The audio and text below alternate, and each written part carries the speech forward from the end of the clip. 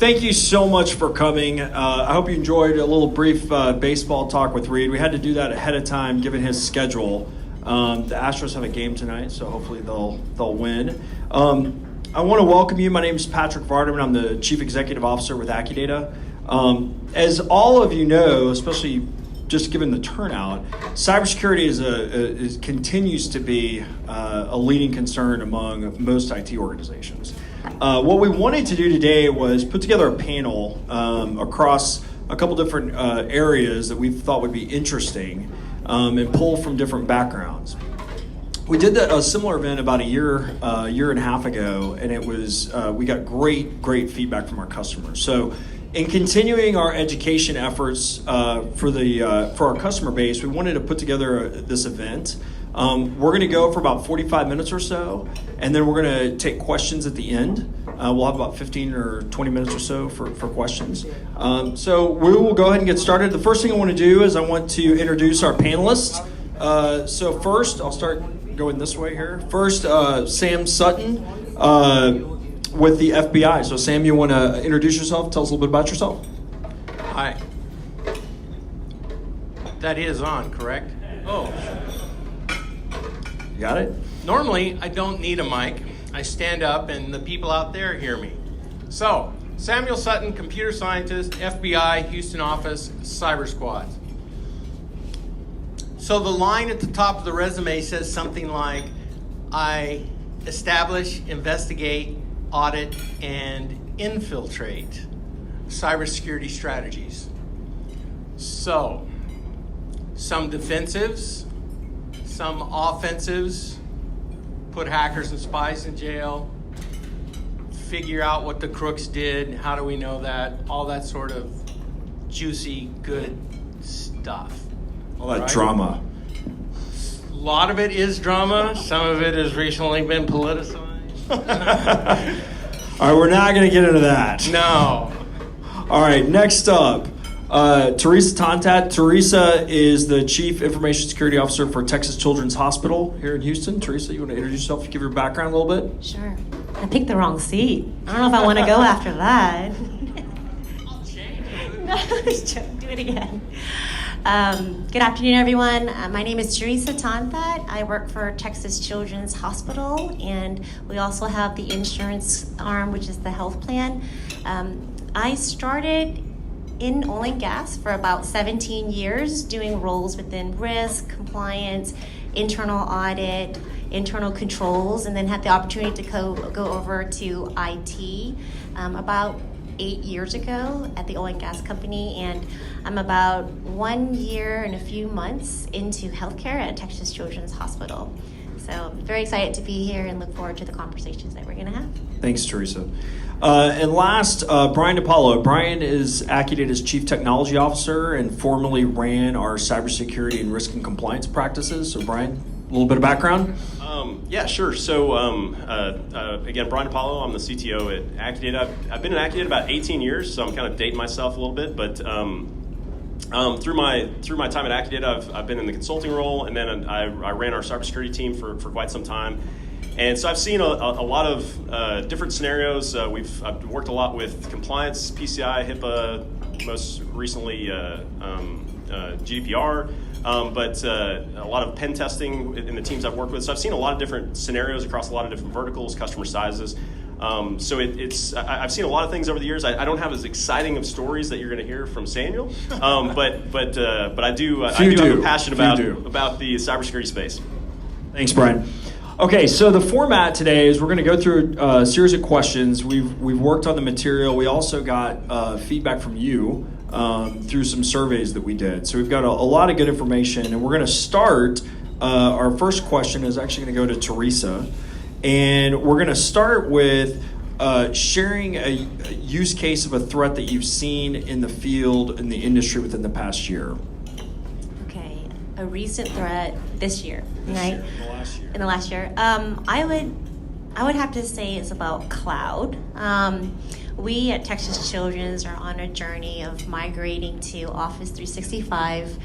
Many of you have either gone there already, thinking about going there, or too afraid to go there, right? So I would say that the threats definitely, when they say going to the cloud, is definitely real. We have to be very prepared before we make that or take that journey, especially starting to migrate our users, or even if we're doing any type of IaaS or PaaS to migrate workloads. It's very key to make sure the configuration is correct. It's very key to make sure your people are ready to support cloud, because the skill set to support cloud is a little bit different than the skill sets for on-prem. One of the recent threats that we've seen, well, from third parties that we review when they come in from a contract standpoint, is that there was a high percentage of vendors that we've reviewed and looked at their ISO certification or SOC 2 and just doing Googling on the internet that they have been breached with Office 365 threats, right? So that's definitely something that concerns us. So at Texas Children's, we're actually taking it slower. We're really pulling in the vendors, especially Microsoft and our partners, to kind of let us know what we don't know before we do a full migration. So this is really interesting because in conversations that I have with clients that are customer contacts outside of IT, so let's say the CEO or CFO of an organization, a lot of times the conversation around cloud or Office 365 is, well, Patrick, nobody's going to hack into Microsoft, so I don't have to worry about that. So Sam, I'm gonna ask you a question on this following Teresa's comment. What are the trends in terms of breaches that you're seeing occurring cloud versus on-prem, and what are the types of conversations that you end up having with I don't know, I guess you wouldn't call them clients, but they're sort of like clients. Sort of like clients of the FBI. We just can't send them a big bill at the end. It's paid for with your tax dollars hard at work. So, something we see that we consider disturbing is bad guys, of course, following right off premise into the cloud. So, contributing factors. Everybody's in a hurry is a big one. So, misconfigurations. Folks not understanding the differences between how things are going to run on the premises versus in the cloud, and how that's controlled and accessed, all those sorts of things. The other one that is a huge contributor is folks trying to just lift the same old app directly off premise straight into the cloud, to find out, it doesn't work the same out there as it does down here, but it's already there. And whatever issues they already had that they had not addressed, they're suddenly forced to take a look at, in addition to the security concerns that are layered on top of that. So all that says, hack me, like a neon sign flashing over the door. So Sam, just to make sure I understand, you're saying what you see is a client organization will lift the workload of an application from on-prem, dump it in the cloud, and just assume this is going to work the same way and the security model is the same as it is on-prem. And yes. That then leads to breaches or activity that, unauthorized activity. Yes, and of course, being humans, everybody wants things convenient. So out in the cloud, similar to on-premise. On-premise, there's different levels of admins in Active Directory. Different levels of admin out in the cloud. And so what happens is the highest level management plane admin account has the same user and password from there all the way down, because people don't want to remember, they don't want to write this stuff down. So guess what happens? They break in at one level anywhere and they run the track around them in circles, wondering what's going on. So quit trying to be so convenient. Use the different levels and layers to your security advantage rather than your I'm in a hurry and want things to be fast and easy, because frequently we find fast and easy is fast and dead. So question for the audience, by show of hands, how many of you are under pressure from your management team to get in your manager? If your manager is sitting next to you, just don't raise your hand. But by your management team to get things done faster and get applications delivered to users faster? Show of hands. How many feel that pressure every day? Okay. Yeah. So shifting gears to healthcare, Teresa's got an interesting background in that she was formerly with an oil and gas company, and in the last 12 to 18 months has been absorbing the healthcare industry and the security challenges and risks that come with this. For those of you that don't know, healthcare records are the most valuable records. You probably know this more than I do, but an article I read, the going rate per record is in the $50, $60 versus like a credit card, let's say, which is like not even $1.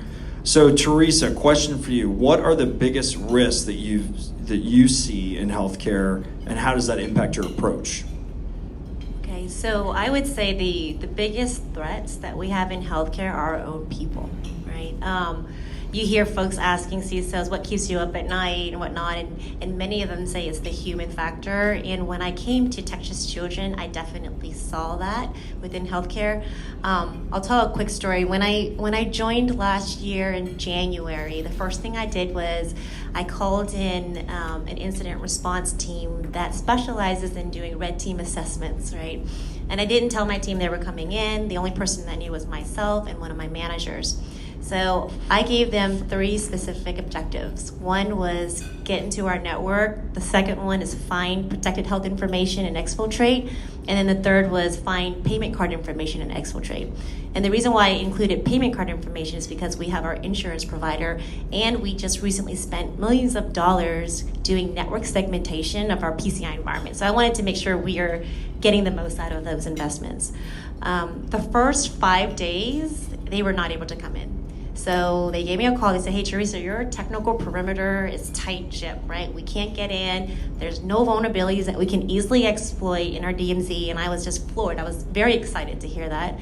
So my 2 months into Texas Children, I was like, okay, we've made the right investments from a technology standpoint. So on day 6, before day 6, they started doing their homework online, right? They started going to LinkedIn. They went to Facebook, Twitter. Texas Children's is all over social media, if you know.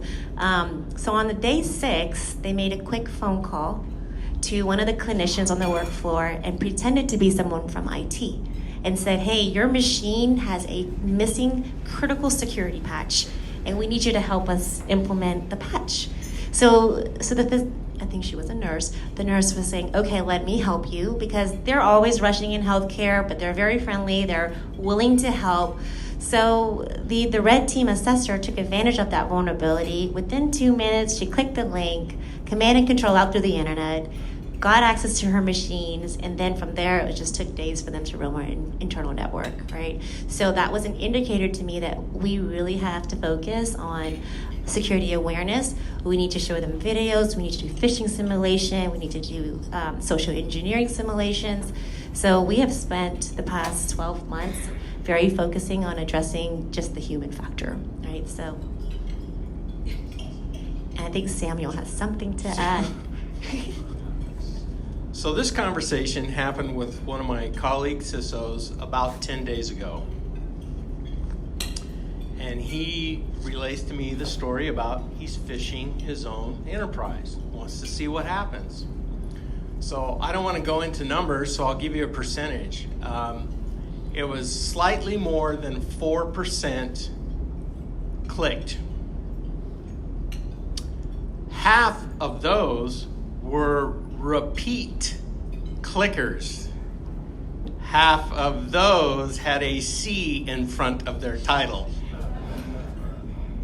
So the whole phishing, training people, even though your technology can be in order and you can have the hard, crunchy outside, sometimes the people are the soft, gooey inside, and you have to deal with that. How many, again, show of hands, how many folks in the room, we do audit work all the time, and part of that work is social engineering, like what Teresa just referred to. How many folks in the room actually do some sort of social engineering exercises or phishing exercises internally within the environment? Yeah, very good. So, but not everybody. And so I think one of the things, a good takeaway from this, especially the comment Sam made, that so many people outside of IT and unfortunately sometimes executives are typically the folks that can fall susceptible to these types of attack vectors. Taking the time to invest in those types of exercises is always worth it. It's always worth it. It's such a good learning experience for the organization. So sticking with cloud, I want to stick with cloud. So to give everybody a perspective, kind of from the supplier perspective, cloud over the last 2 years has just gone like a rocket ship. Two years ago, there was a lot of tire kicking in cloud. There was a lot of app development work in cloud. We're going to move a handful of servers into the cloud, but it's those guys over there. We're never going to move anything that's in our data center into the cloud.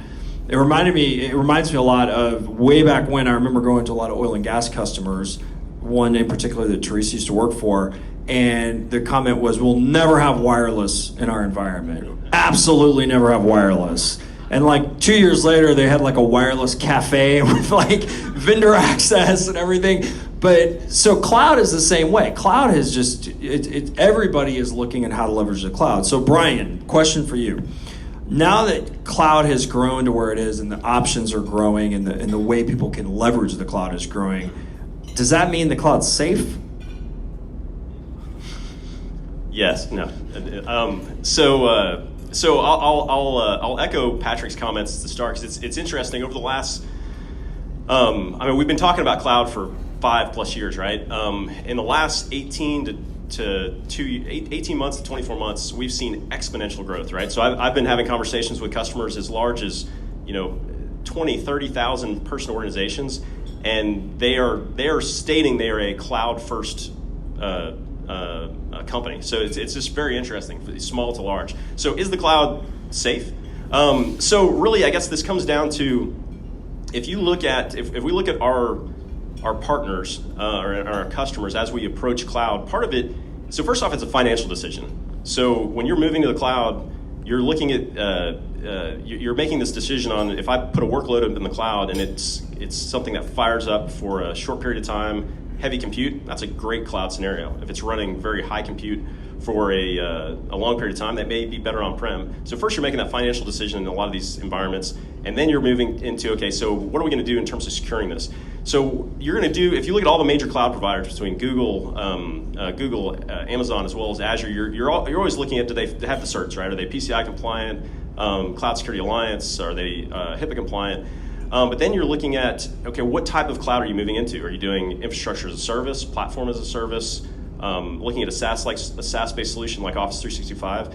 Because all of these things factor into your approach and where your risks lie. So I'm a big fan of taking a risk-based approach, and let's use infrastructure as a service as our example, since a lot of people look at just moving workloads in the cloud. Part of it is looking and saying, okay, if I'm moving into that environment, maybe the cloud has matured immensely over the last 2 to 3 years in terms of just the enhancements and the capabilities and even the controls they build in. But you still are responsible for that operating system and application layer. And we see a lot of challenges where people move to the cloud and they start putting their workloads in. And think of this scenario. This is really when you start looking at your risks. We saw this with a recent customer where they were doing a migration to the cloud, and they just started moving workloads or standing up new workloads, but they're not pre-securing these, right? So they stand up a workload, and now their service is exposed. And in the old days, you did this on-prem. Well, now you go back and harden it, and now you put it online, and you're safe. Well, in this case, as soon as you put it online, now you have there's attackers who are scripted. They're exposed. They're looking immediately. So immediately, that system finds those services, compromises those ports, or does password spraying. And if you have a weak password, you find that password. As Sameul mentioned, now if you're using the same password across the stack, then they just kind of move up. So I think that's where the big weakness is. So is cloud safer than it was before? Absolutely. It's much more mature. But it all comes down to looking at the roles and responsibilities that you own as part of that, doing your due diligence to make sure that the cloud provider is meeting their requirements, and going through that whole process. Absolutely. It's interesting. So Brian, I just want to go back to something that Sameul had brought up. Again, it's misconfiguration. Absolutely. I mean, Sameul brought that up earlier in his example, that misconfiguration when you operate in the cloud, which we all do today. It exacerbates the problem. It exacerbates the problem. So cars are safer today than they were 20 years ago, but they still crash, right? So same thing, the whole cloud environment is safer today, but it can still be crashed. So you still have to be careful with what you do, how you set up, how you configure. Yeah, absolutely. So, kind of bringing in everybody into this conversation, I want to get the perspective, Brian, that you've seen with our clients, Teresa in healthcare and in oil and gas, and then Sameul with the organizations that you've interfaced with. What's the best approach for security awareness training? And how have you seen certain things work versus other things? Yeah, whoever wants to jump in. I guess I'll start. So security awareness. So it was interesting to see how many people responded. I completely agree with Teresa. I mean, people are always your weakest link. People want to help. That's in most people's nature. So I came from a very large oil and gas company to start my career, like one of the largest, and they had a very strong culture of controls and awareness, and so they built it into every aspect of your day, right? You had security awareness moments at meetings, and this is 20 plus years ago, right? You had posters on the wall. They did all of those emails. They did the same things that you can do today. I think the phishing testing that you can do today or the tools you can use are essential to also promote that, but it's like creating a habit. You have to do something 10 plus times before it becomes just your nature to respond that way. And you do want to create a culture of people treating the data and the environment that you work in the same as they would treat almost their financial data at home. And that's a hard culture to create. So I think it just takes ongoing investment, just different. You have to do it different ways because each person accepts the data a different way. But I think it's not a problem that you ever solve. It's just an ongoing process to raise the bar as high as possible. Part of the culture. Yeah. So Teresa, how about you? So at Texas Children's, I would say that I'm very impressed with my team's work with the security awareness program. There's always opportunities to mature it, but we do use phishing simulation. And when I first came in, we were doing it every quarter. But then after the red team assessment and just doing research around healthcare, a breach every day, really, we started doing our phishing awareness every month, and it went to every single active email address. So our CEO, Mark Wallace, receives it every month. His admins receive it. Our board of directors receive it. And we don't give any notification, right? And we started at an 18% click rate. That was quite high, right? And we have around 20,000 active identities. And so we did that every month. Repeat offenders got hit even more. And every time you click on that link, you had to do required training within our LMS, right? And it was getting to the point where I would give an executive update to all the physicians in chiefs and all the directors and above at Texas Children's on the trending map, right, how it's going up and down. And they were getting tired of it, right? So they said, Teresa, have your team send us every single person in our group that clicks the link and we will take care of it. So it dropped from 18% to 4%. And that, I know you said 4% is a lot, but it's still a lot because it only takes one click. But the behavior is changing, and that's very hard to change. We do. If you've ever been to Texas Children's Hospital, hopefully you don't because your kids are not sick. But we have this Miracle Bridge, and we do campaigns, and we send out flyers. We do the little, rubber bands. So I think cybersecurity is definitely top of mind for Texas Children's. It's being discussed in the board meetings at least every quarter, and I give an update there. So I think it's persistence and never letting down and you know what's helped me is I do videos. I find videos online and I show these videos to all the leaders within Texas Children's, like the anatomy of a fish. And after I do that, they ask my team to come present at every single town hall within the organization. So it's definitely supportive. On the flip side, in oil and gas, it was different, right? So our phishing campaigns were done every quarter. It never went to the VPs or their secretaries. So there is a very difference in culture, I would have to say. Right? So that's just an interesting fact that I wanted to put out there. But maybe that was a while back. But now I think just with the the rise of breaches through phishing and social engineering, I would assume oil and gas companies are getting up there and doing it more frequently, and you do not exclude, especially your C-level suites and their admins.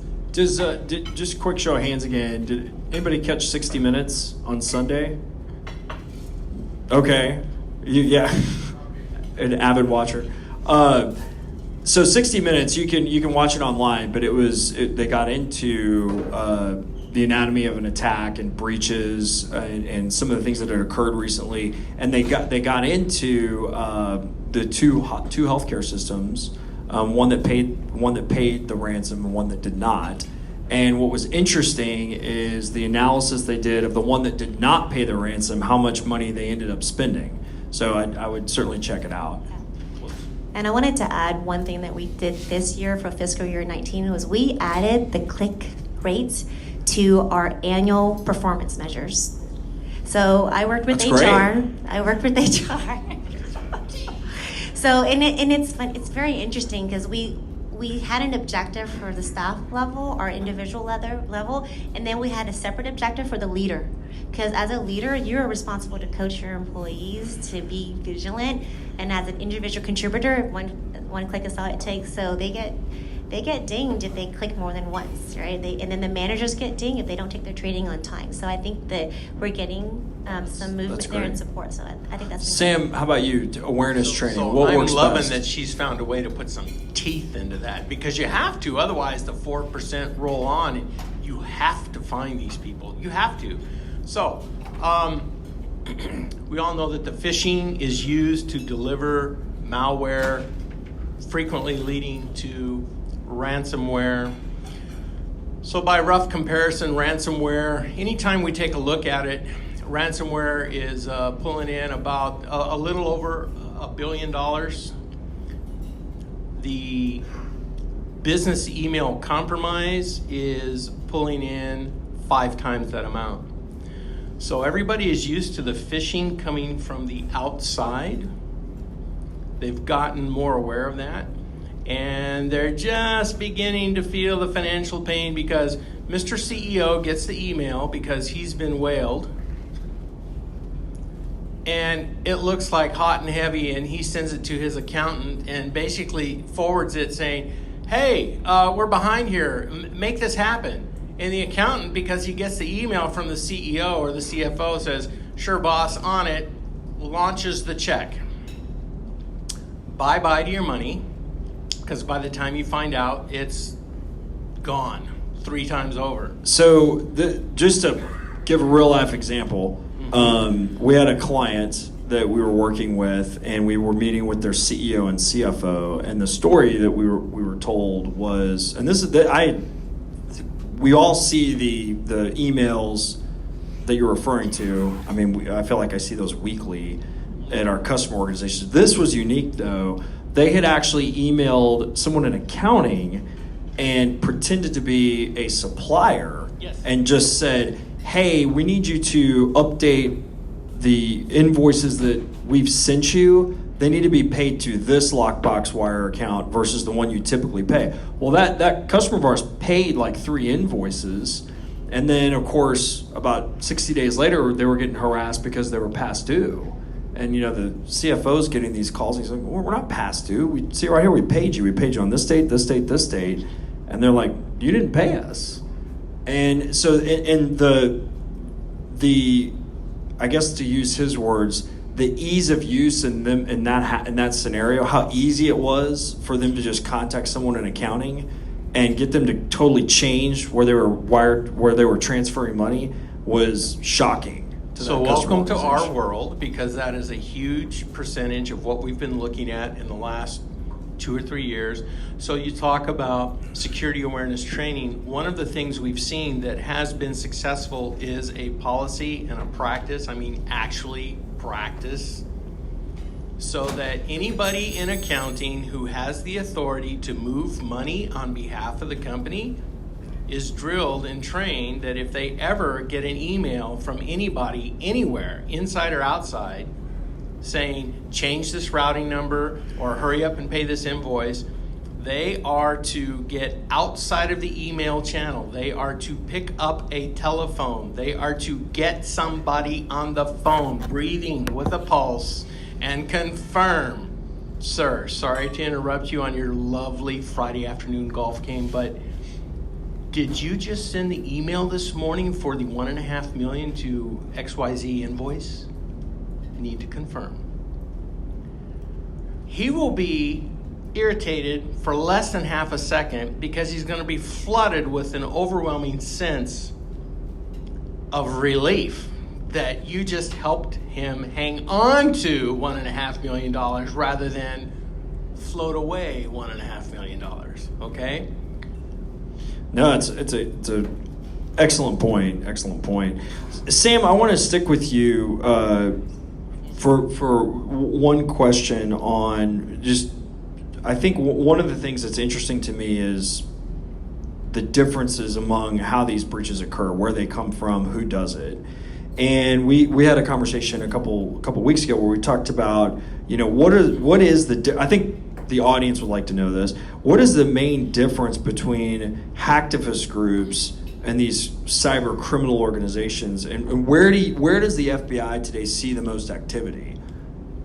Okay, so the first fork in that road is hacktivists is some motivation other than financial. Politics, almost always politics, or please don't eat the animals, something like that, all right? Whereas the cyber criminal groups, and we see this almost like the rise of a cyber mafia, organized criminal activity online. Right, financially motivated. So that's the first fork in that road. The hacktivists are successful about only 3% of the time compared to the criminals. However, when they are successful, they're responsible for something like 58% of the amount of the records that are stolen, which totals them something like over 100 million records stolen, which is many times more and far more effective than all the cyber criminal mafia activity put together.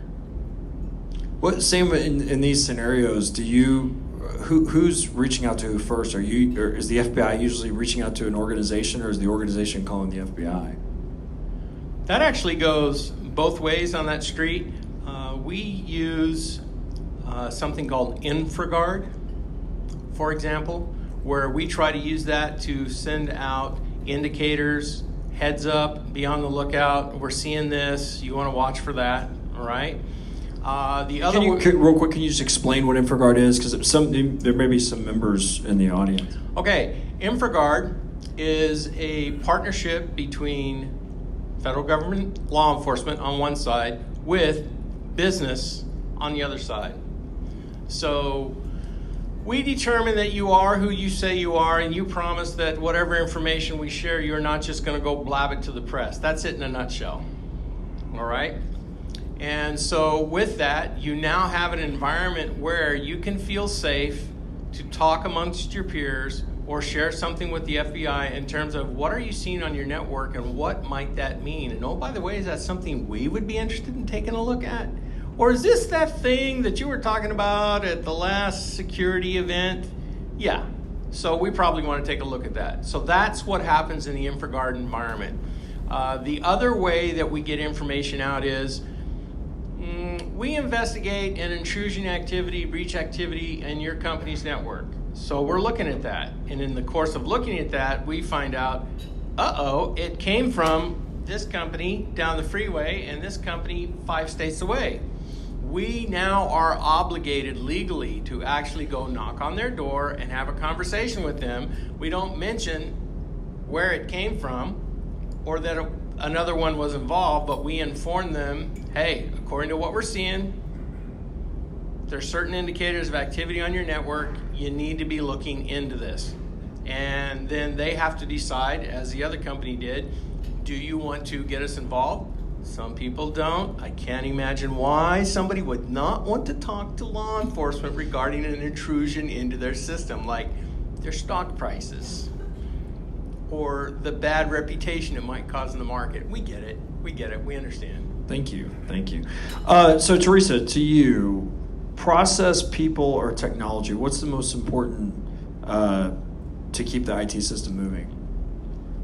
I would say people first, then process and technology. And the reason why I say that is because, you can stock up on technologies and the best, right-hand quadrant of everything, but if you don't have your talent and you don't have your folks trained, and then get additional individuals in to help relieve some of that. There's technologies that are kind of what I call one level support deep. So for instance, there's only one person in my team that knows how to run it, but I want to make sure that we have the right people to retain the current person, because you can burn them out, right? So I would say people is important, and then the process is the second, is that we have very rigor processes in our organization, and they're there for a reason, right? So you want to continually follow that process to make sure that you don't introduce changes in the environment that would result in what we call a negative impact to the organization, right? Yes, we want to make sure that we keep our environment secure, but we need to also keep it available and reliable as well. So technology is last. It's still very important. Like I mentioned earlier in my initial opening statement, was we had a very rigor perimeter, and the technology is there to help us with that. But the technology wouldn't have worked if we didn't have our talent and our competencies within the group to keep those up and running and configured correctly to do its job. Brian, anything to add to that, just from what you see with customer organizations?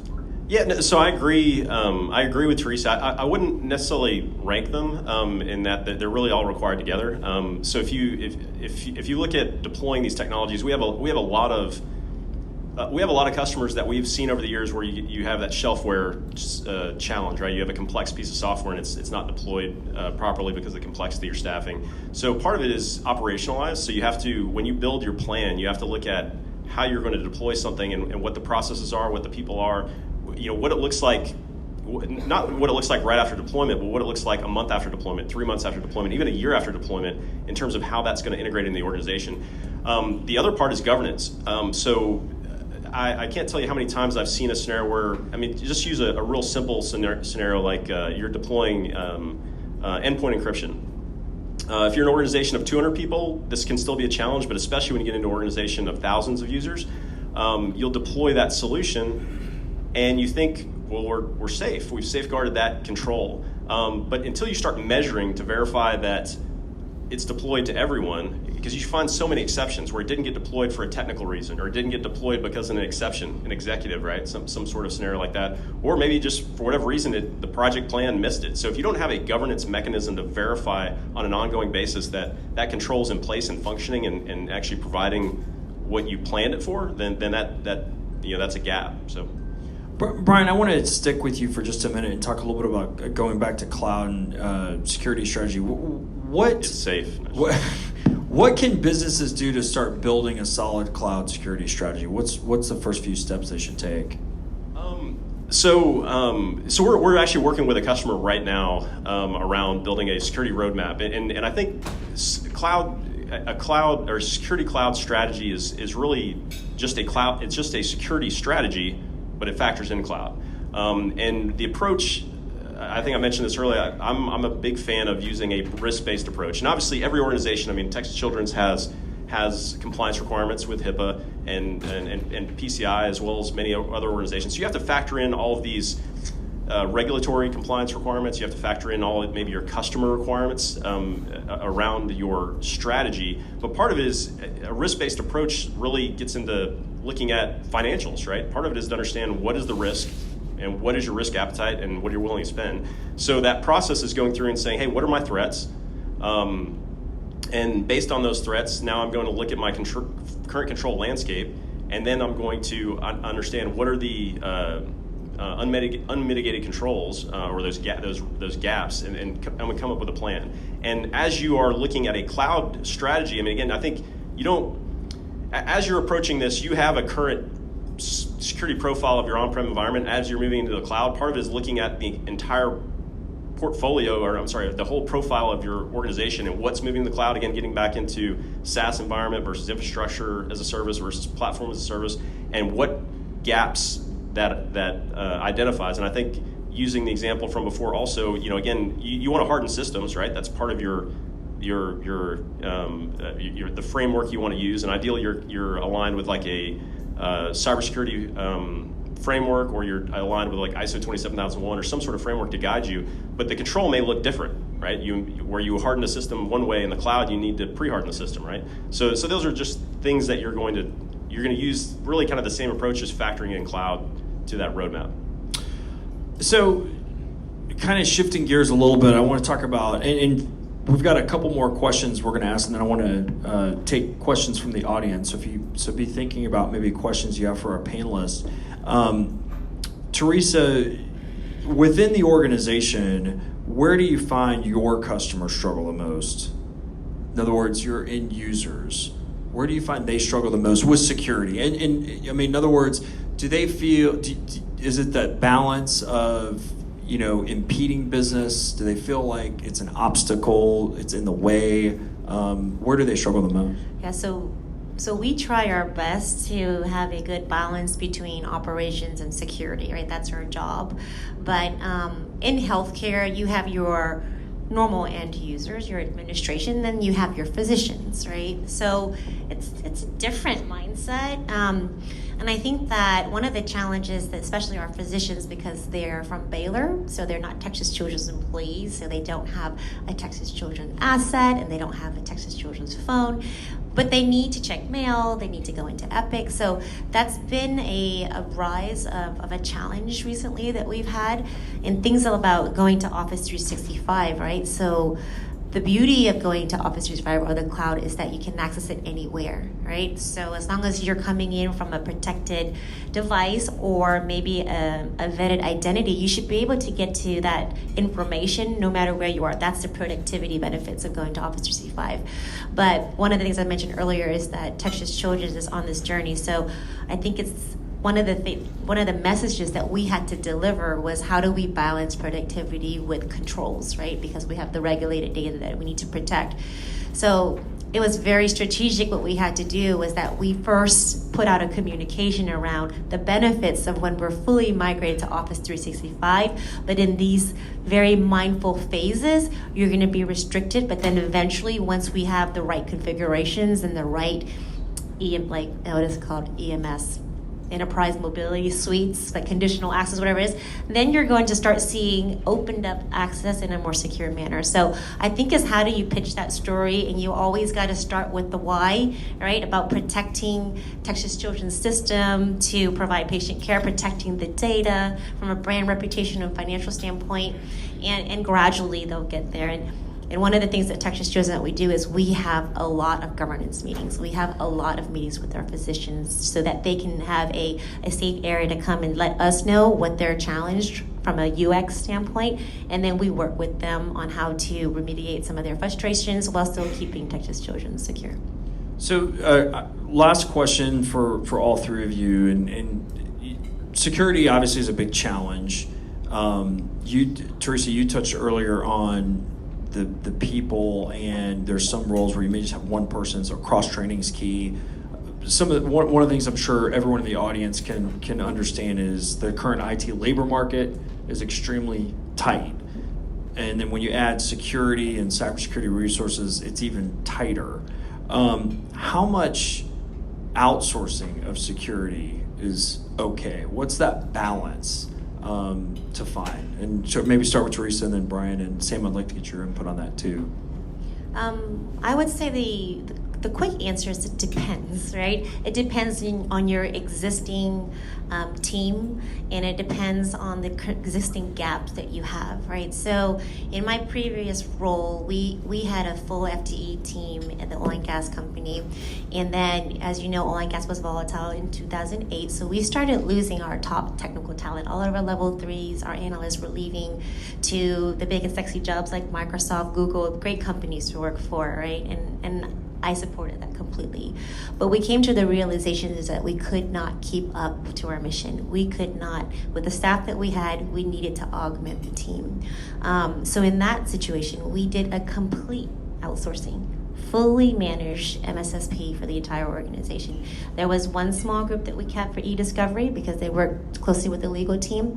And I would say that it was definitely a lessons learned.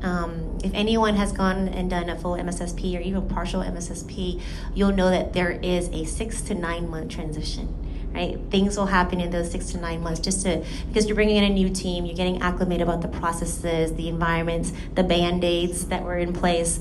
But at Texas Children's, when I came over, luckily we had a really good team in place. But we also noticed that there were some areas and gaps from a competency and just headcount perspective. So we definitely push for a hybrid model at Texas Children's. We rely heavily on our full-time employees, but also augment with professional services with cybersecurity partners.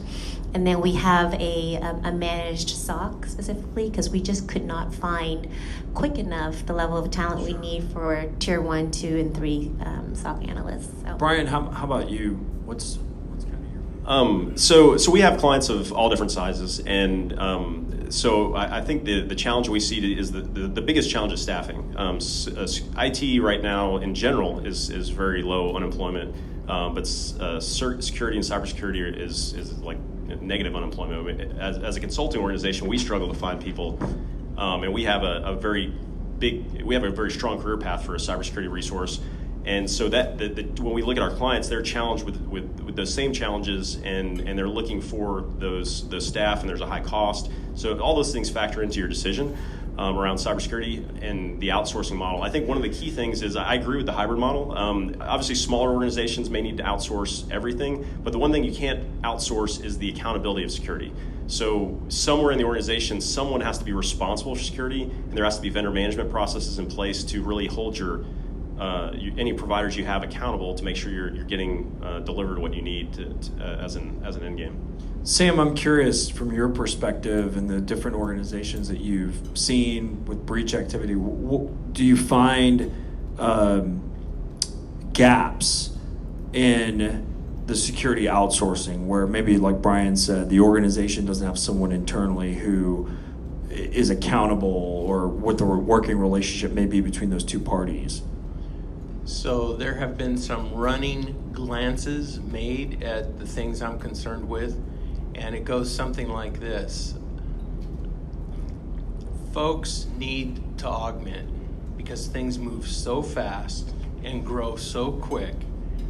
It's hard to staff for the growth. So they're going to augment. The thing that concerns me the most is, and it's been hinted at up here already, is something that we see with investigating something that's got a cloud element is the cloud is pointing back to the on-prem, and the on-prem is pointing up to the cloud, and they're both saying, no, they're responsible. No, they're responsible. No, well, according to the contract. Well, what?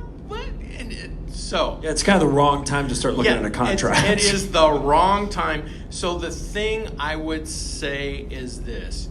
You're going to augment, which means you're going to do something to contract out. You can contract out for the services you need. What you cannot contract away is your fiduciary financial responsibilities, even your legal responsibilities. And if that does not make sense to you, think about what happens when you get a letter that says your credit card was compromised because you shopped at Target or Home Depot or wherever else. I mean, the list goes on, right? You don't call the cloud provider for Target. You call Target. You're a consumer. They lost it. You want to deal with them. You don't care who their legal process is, their accounting process, or their cloud process or provider.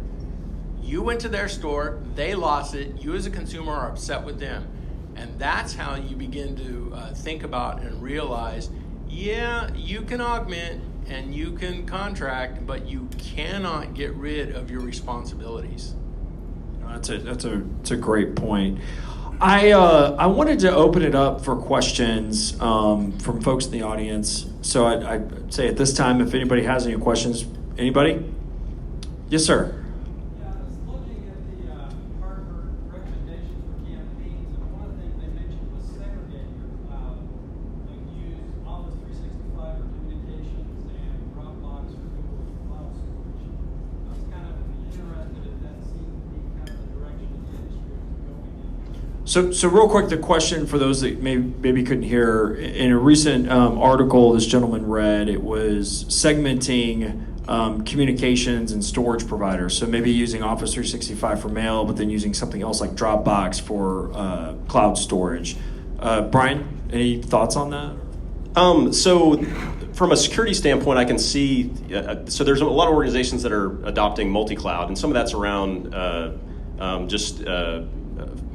not putting all your eggs in one basket, right? So you've got multiple options. I think the specific in that example, when you're talking about file storage in one cloud provider and then like Office 365 for email, the challenge is integration and making sure that at the end of the day, users don't behave badly. They just try to get their work done. So if you create an environment that's not tightly integrated, you will run into challenges. Maybe you're providing on paper, a more secure or segmented environment. You may create other problems because they try to go around it.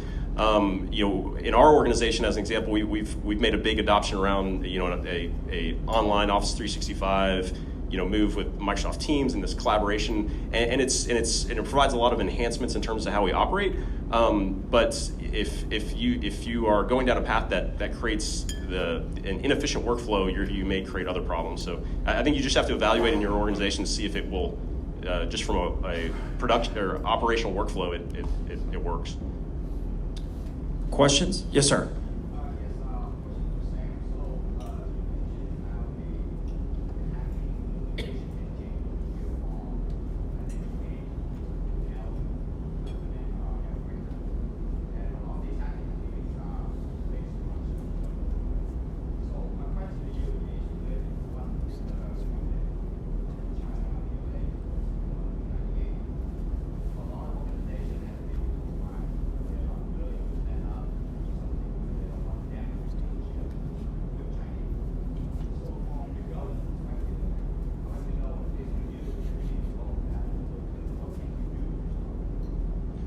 Do you want to repeat the question real quick? No, I want you to repeat the question because I think I heard like 3 questions in there, and that's okay. So in summary, I think your question was, what's the government's response to the fact that organizations that may be breached by Chinese, by a particular hacktivist group in China, why is it that those organizations are they not coming forward and working with the government because of fear of damaging Chinese relationships?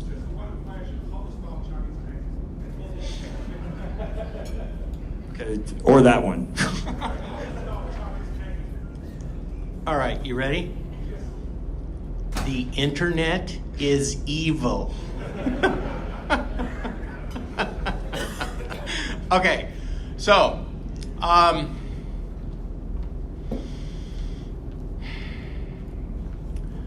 maybe more details offline later. I promise to stick around. But short answer, if you have no legitimate business with a continent, why are you allowing such IPs from that continent onto your network? That's the fastest, simplest way I can do that. Now, if you do have legitimate business with IPs off that continent, why are they being allowed in to do anything and everything anywhere on your network? Okay? And I want to tie this back earlier to the segmentation. There's not too many gray around the edges in here, but those of us that grew up old school hands-on security networking, remember the days when you learned you never put an FTP server on the same box as a web server? And then you learned when you did set up an FTP server, you segregated again. Different credentials and password to a read-only folder, different credentials and password to a write-only folder. That is segmentation of your data for the purposes and reasons for why the data is moving on that network. So now I don't care if you do this in the cloud, conceptually it's the same. You use one, should be, in my opinion, different credentials to access what's going on for your email than it is for the credentials you use to access where you are dropping and picking up files. Because if not, they get the keys to all your kingdoms everywhere if they get your credentials and passwords. So if you also segment your controls, your accesses to these different things, you make their job harder. All right, so maybe we can talk more, but hopefully that starts to give you some ideas.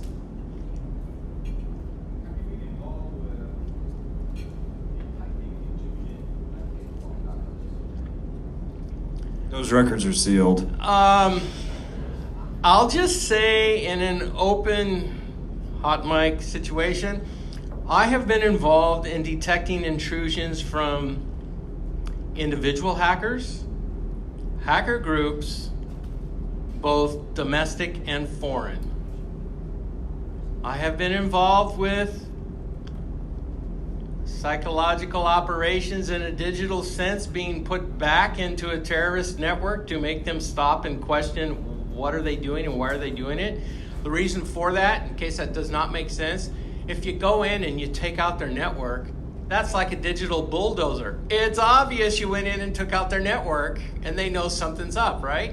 But if you leave everything they have intact and you just drop in a couple of breadcrumbs, enough to get them to begin to wonder about their own stuff on their own network, far less money spent for a greater effective measure. Hopefully that makes sense. One last question. Yes, sir.